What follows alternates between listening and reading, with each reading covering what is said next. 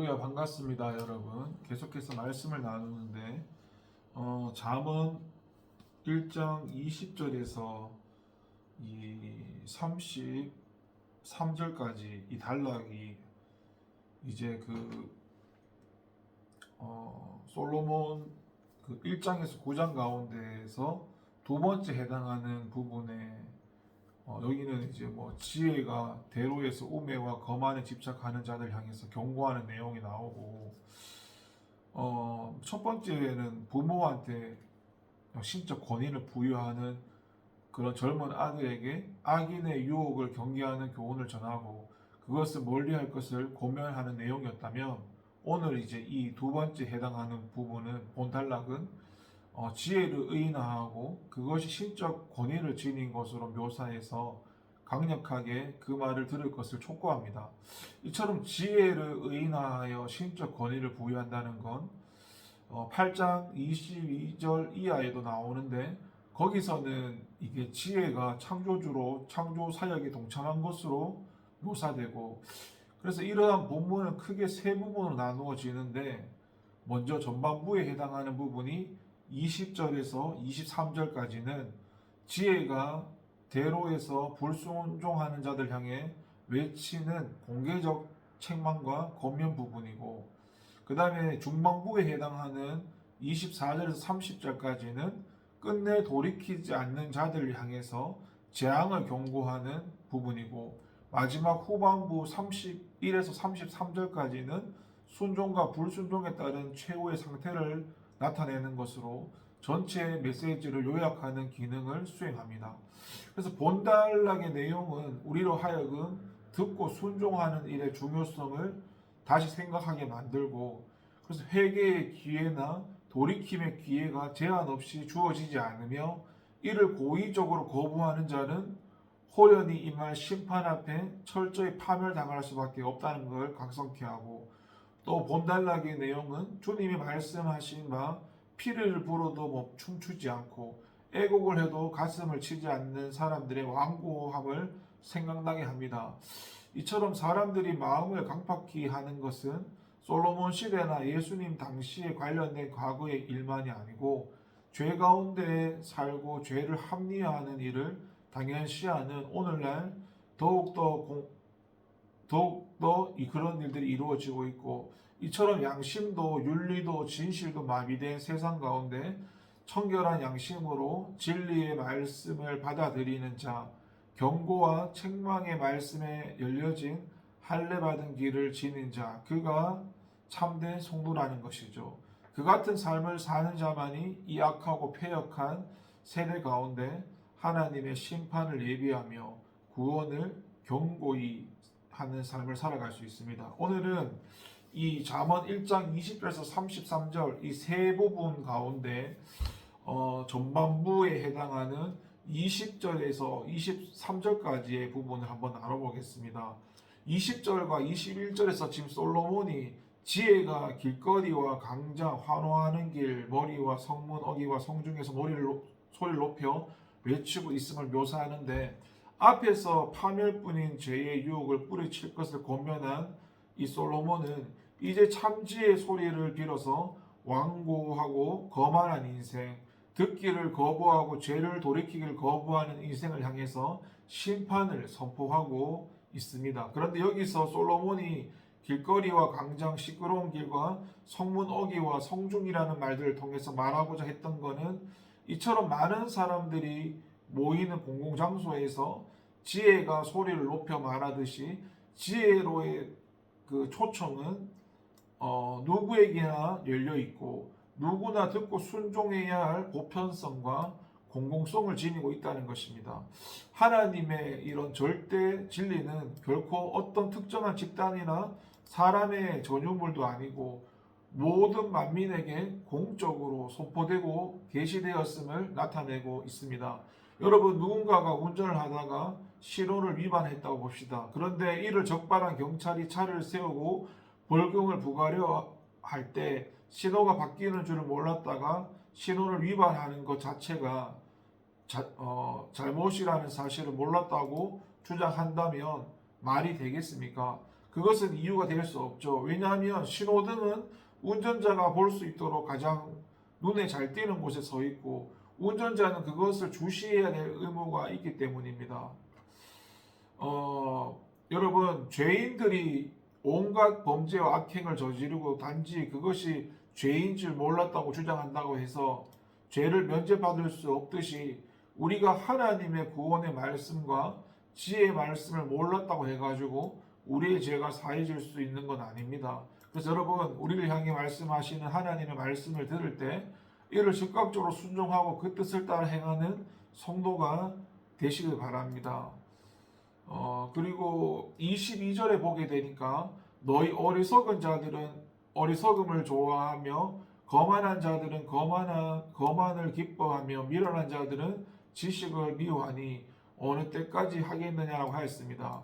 이는 앞선 20절과 21절에 언급된 바 지혜가 온 세상 사람들 향해서 선포되는 상황에서도 지혜의 소리에 전혀 관심을 두지 않고 여전히 이 어리석음과 거만함과 미련함에 빠져 살아가는 무리들을 향해서 언제까지 그 가운데 머물러 있을 생각이냐고 묻고 있는 것인데요.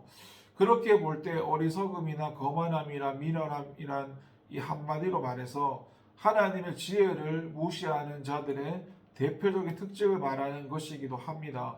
여기서 지금 어리석음은 어떤 일을 심사숙고하지 않으며 항상 악의 유혹에 쉽게 현혹되는 태도를 말하고, 거만함은 훈계의 충고를 우습게 여기고 자기만 옳고 훌륭하다고 생각하며 남을 쉽게 조롱하고 폄하하는 태도를 말하고, 미련함은 어떠한 지식이라도 그것에 구속받기를 싫어하며 고집세고 완고하며 남의 충고에 아랑곳하지 않는 것을 가리킵니다.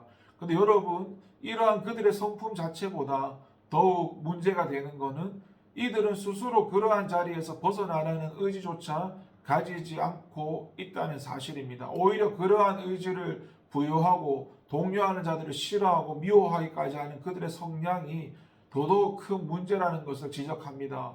여러분, 생각해 보십시오. 잠시 어리석음에 빠질 수 있습니다. 때로는 교만할 수 있고 미련하게 행동할 수 있습니다. 그러나 문제는 오랜 시간이 지나가는데도 그것이 문제라고 깨닫지 못하는 데 있습니다. 그래서 어리석음이 불편하지 않고 거만함과 미련함이 어색하지 않고 이러한 성품의 삶의 일부분이 되어버린 인생이야말로 누구도 손쓸 수 없는 구제불능의 인생이 되어버립니다. 그래서 여러분, 우리는 오늘 지혜가 우리를 향해 부르짖는 소리에 귀를 기울여야 되고, 그리고 비록 우둔하고 어리석고 거만한 자리에 앉았다 할지라도 그 소리를 듣고 곧장 깨닫고 돌이킬 수 있는 마음을 가져야 됩니다. 물론 지금도 많은 사람들이 지혜의 소리를 듣고도 문제를 문제로 인식하지 못하고 여전히 거만하고 어리석으며 미련한 성품을 가지고 지혜의 충고를 조롱하고 비웃으며 끝까지 그 자리를 고수하고 있습니다. 그러나 그 길은 멸망과 심판의 길이고 하나님의 무서운 형벌의 날에는 아무리 부르짖어도 소용없는 가혹한 형벌의 길이라는 것을 우리가 반드시 기억해야 할 것입니다. 그리고 마지막으로 23절 말씀해 보니까 나의 책망을 듣고 돌이키라. 내가 나의 신을 너희에게 부어주며 나의 말을 너희에게 보이려 말씀하는데, 여기서 신이란 지혜와 총명의 영을 의미하는 말로 신약의 용어로는 성령을 뜻합니다. 또한 부어주다는 용솟음치다, 풍성이 바라다라는 뜻으로 이 역시 신약의 용어로 변환시키면 성령 충만이 받은 상태를 가리킵니다. 이러한 사실을 감안하면 나의 말을 너희에게 보이리라는 말씀은 성령님의 지도하시고 깨우치시고 알게 하시는 사역을 가리킨다고 할 수 있고, 흔히 성령을 보혜사라고 말씀하는데 보다 정확히 표현하면 또 다른 보혜사라는 것이고, 보혜사라는 것이 각 개인 곁에서 계시면서 상담도 해주시고 조언도 해주시는 일종의 인생의 참모, 인생의 스승을 높여서 부르는 말이기도 합니다. 그래서 우리가 알아야 될 것은 이 보혜사 성령을 모셔드리기 위한 방법이 무엇이냐면 바로 회개라는 것입니다. 우리가 그리스도의 보혈을 의지해서 우리의 잘못과 과오를 자복하기만 하면 성령님께서 우리 심령에 성령을 충분히 충만하게 부으신다는 것이죠. 왜 그렇습니까? 성령님께서는 거룩한 영이시기 때문입니다. 우리가 깨끗하지 않고서는 우리 안에 계시고자 소원할지라도 계실 수가 없는 것이죠. 그래서 초대교회 120 문도들이 이 기도할 때 성령께서 임했습니다. 바로 이러한 면 때문에 예수께서도 승천하시면서 성전을 떠나지 말고 모여 기도하면 기다릴 것을 주문하셨고, 사도 베드로는 처음 설교할 때 너희가 회개하여 각각 예수 그리스도의 이름으로 세례를 받고 죄사함을 얻으라 그리하면 성령을 선물로 받으리라고 말씀을 분명히 했습니다. 그래서 여러분, 진실로 보혜사이신 성령님을 모셔드리고 그분의 충만한 임재를 체험하기를 원하십니까? 성령님께서 여러분의 인생의 모든 문제를 지도하시고 가르치기 원하십니까? 그렇다면 회개하시길 바랍니다. 하나님 앞에 회개를 하시기 바랍니다. 우리가 하나님 앞에 즉각적으로 회개하고 하나님의 성령의 충만함을 입어야 되고, 저와 여러분의 인생은 이제 죽음의 길에서 생명의 길로, 저주와 심판의 길에서 축복과 구원의 길로, 승리의 길로 뒤바뀔 것이고, 진정한 형통과 하나님 안에서의 성공을 향해서 나아가게 될 것입니다. 기도합니다. 하나님 아버지, 감사합니다. 오늘 이 시편 잠언 2번째 단락 가운데 그 중에서 전반부의 말씀을 가지고 하나님 나누게 되었습니다.